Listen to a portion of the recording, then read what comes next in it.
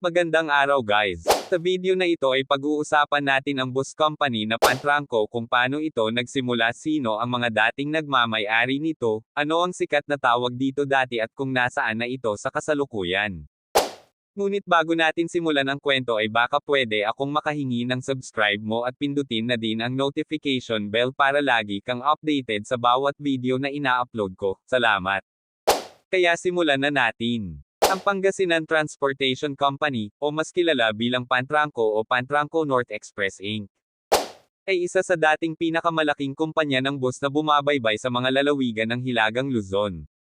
Ito ay ang tanging kumpanya na minsan tinatawag na King of the Road o Hari ng Kalsada.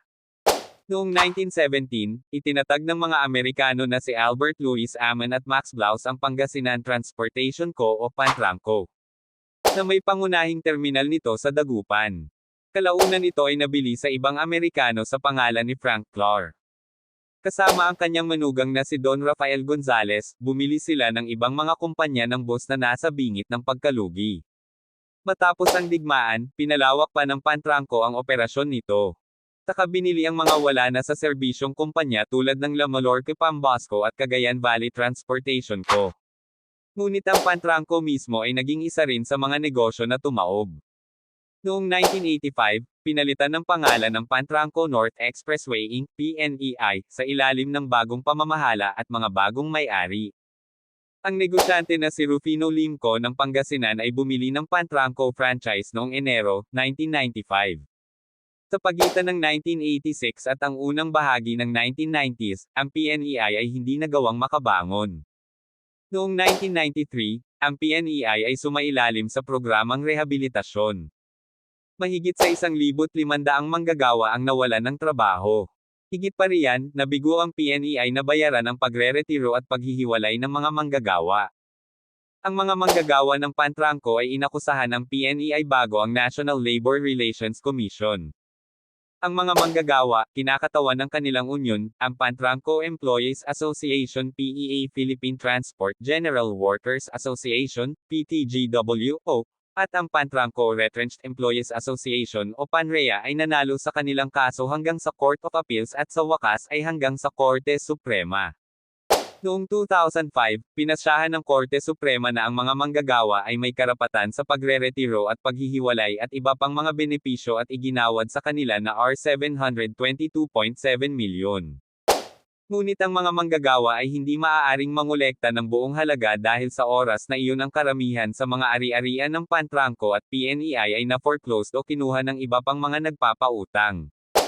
Noong 2007, nag-file ang petisyon ng Citranco Employees Association, Philippine Transport General Workers Association, PTGWO, sa Land Transportation Franchising and Regulatory, o LTFRB para sa karugtong ng pagiging epektibo ng mga franchise para sa 489 na units. Tinanggihan ang petisyon noong 2009. Ang P at PANREA ay nag-file ng motion for extension ngunit hindi ito kumilos hanggang 2012. Ang LTFRB ay nanawagan ng isang pagdinig sa petisyon ngunit marami ang hindi lumitaw o sumunod sa utos ng LTFRB. Ayon sa northphiltimes.blogspot.com, noong June 2012, ang pamamahagi ng bayad ay pinasimulan ni Romulo Alfonso, presidente ng Pantranco Retrenched Employees Association on PANREA at June Pascua, presidente ng Pantranco Employees Association, mga lehitimong organisasyon ng mga empleyado na kinikilala ng gobyerno.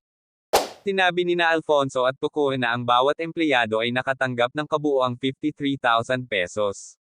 Nauna rito, 28,000 pesos ang ipinamahagi sa bawat empleyado sa San Jose City, na sinundan ng 25,000 pesos. Bukod sa mga ito, may mga naunang benepisyong iginawad sa mga empleyado ng GOCC o Government Controlled Corporation. Sa totoo lang patay na itong benefits na ito sa tagal ng nagsaraang kumpanya, pero inilaban natin sa kagustuhan nating magkaroon ng iba dahil sa mga libu-libong kawani na nawalan ng trabaho, at eto ngayon, nabuhay mula sa patay. Sabi ni na Alfonso at Pascua. Ang pinagmulan ng pondo, sabi ng mga pangulo ng PANREA at P, ay nagmula sa mga nalikom sa prangkisa ng Pantranco bus na ibinente sa isang pribadong mamimili.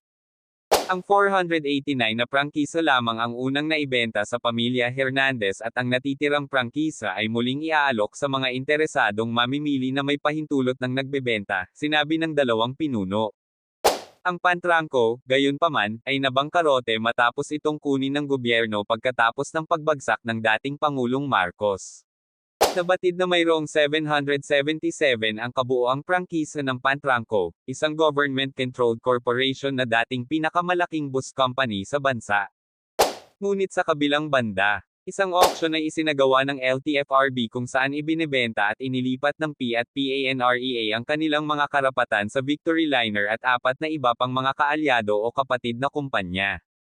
Ang panaling bid ay 100 million pesos. Nag-file ang PANREA ng isang petisyon sa LTFRB para sa extension ng pagiging epektibo, pag-aproba ng pagbebenta, paglipat ng franchise sa Victory Liner at kumpanya.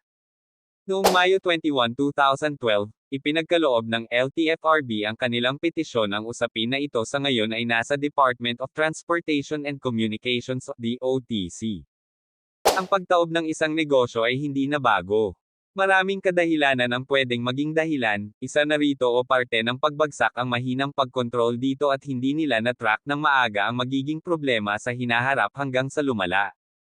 Ngunit sa ibang banda naging history man ang Pantrangco sa mga Pilipino, naging malaki ang naiambag ng Pantrangco sa mga Pilipino sa nakaraan. Ano naman po ang masasabi mo about sa kwentong ito?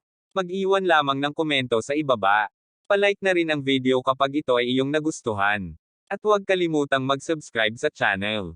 Maraming salamat po sa panonood.